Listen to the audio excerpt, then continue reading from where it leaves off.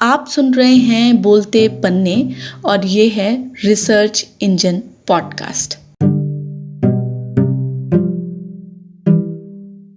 क्या वायरस की एक और लहर आएगी?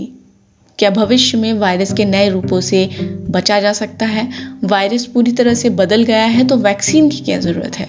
साथियों नमस्कार, मैं हूं शिवांगी और ऐसे ही कोरोना वायरस की दूसरी लहर से जुड़े आपके सवालों के जवाब हम लाए हैं आज के इस रिसर्च इंजन पॉडकास्ट में। शुरुआत कर रहे हैं पहले सवाल से और ये सभी जवाब हम देंगे WHO के सोर्स के ज़रिए। जो ये जवाब हमने WHO की वेबसाइट और WHO के विशेषज्ञों की अब तक के जो आर्टिकल्स हैं उनके आधार पे रिसर्च करके आप तक पहुंचाने की कोशिश की है। तो पहला सवाल है, कोविड की वैक्सीन के विकास पर नए वायरस का क्या असर है? जवाब है, कोविड-19 महामारी के लिए जिम्मेदार वायरस जिसका नाम है SARS-CoV-2 में जो म्यूटेशन हो रहा है उससे जो नए वेरिएंट या नए संस्करण तैयार हो रहे हैं उसका मौजूदा टीके की प्रभावशीलता या इफिशियंसी पर कोई असर होने के साक्ष्य फिलहाल उपलब्ध नहीं है। इस स्थिति को साफ होने में अभी एक और साल लगेगा क्योंकि इस वक्त दुनिया कोरोना वायरस के म्यूटेशन से जूझ रही है और टीकाकरण जारी है। हालांकि Pfizer, BioNTech, Moderna, Oxford AstraZeneca जैसे टीका निर्माता ब्रांडों ने अपने बनाए टीके के अपडेट वर्जन लाने के लिए ट्रायल शुरू कर दिया है ताकि भविष्य में कोरोना वायरस के बदले हुए रूप, जैसे हम आमतौर पर नया कोरोना वायरस लिखते हैं, उससे लड़ने के लिए उनका टीका कमजोर ना पड़े। दूसरा सवाल है, क्या वायरस की एक और लहर आएगी? जवाब है, WHO के मुताबिक कोरोना वायरस संक्रमण की और ज्यादा लहरें अलग अलग इलाकों में अलग अलग समय पर आ सकती हैं। अभी देखें तो फ्रांस और जर्मनी तीसरी लहर से जूझ रहे हैं जबकि भारत में कोरोना वायरस की दूसरी लहर शुरू हो चुकी है। वहीं अमेरिका में अब दूसरी लहर समाप्ति की ओर है। भारत के बारे में साथियों कुछ वैज्ञानिकों ने ये भी कहा है अलग अलग शोध पत्रों में कि यह इतना बड़ा देश है कि यहाँ संक्रमण की लहर अलग अलग क्षेत्रों में अलग अलग वक्त पर आकर समाप्त होगी।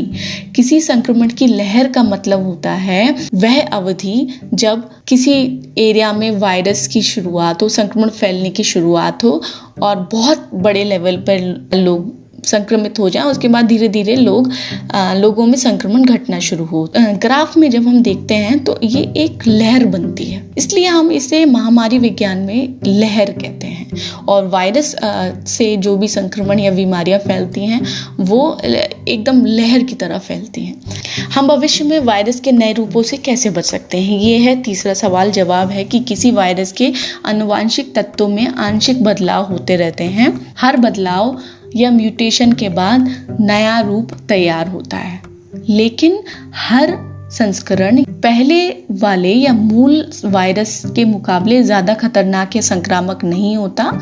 कोरोना वायरस के नए रूपों से बचने के लिए एक ही उपाय है, दुनिया की एक बहुत बड़ी आबादी को, कम से कम 70 से 75% आबादी को जल्द से जल्द टीका लगा दिया जाए जिससे कि झुंड की प्रतिरक्षा या हर्ड इम्यूनिटी विकसित हो। हर्ड इम्यूनिटी का मतलब है कि अगर एक जगह पे 5 लोग बैठे हैं और 4 लोगों को टीका लग गया है तो 5वां भी सेफ है। यानी कि जब हर्ड इम्यूनिटी विकसित हो तब वायरस के नए रूपों के इंसानों को प्रभावित करने की संभावना बेहद कम हो जाएगी।